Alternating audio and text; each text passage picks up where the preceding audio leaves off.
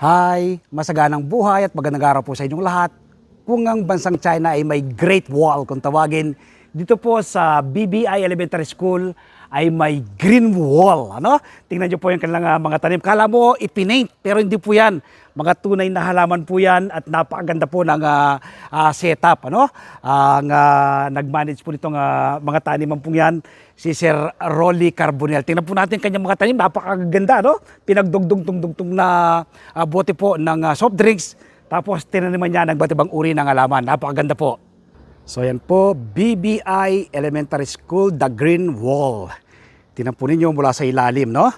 Sa ilalim, may iba't ibang mga tanim, may labanos, may luya dyan.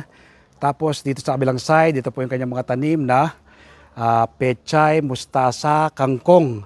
Yan po, napakaganda. Tingnan niyo po, yan. Tingnan niyo po, The Green Wall, BBI Elementary School. Ikutan po natin. Yan, kaganda. Grabe.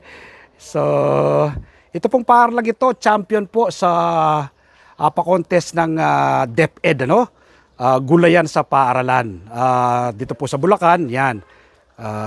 Lagi pong panalo sa mga contest. Ano na po nila? 2 consecutive years na po nilang nananalo, sa pa-contest. The Green Wall. Yan. Ganda.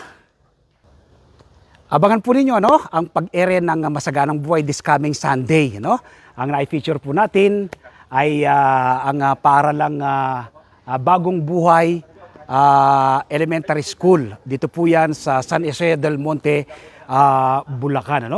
Si Sir Rolly Carbonell ang siya pong in charge sa pagtatanim ng iba't ibang green leafy vegetables dito po sa paaralang ito. So in-invite ko po kayo na manood this coming Sunday sa aming TV show na Masaganang Buhay.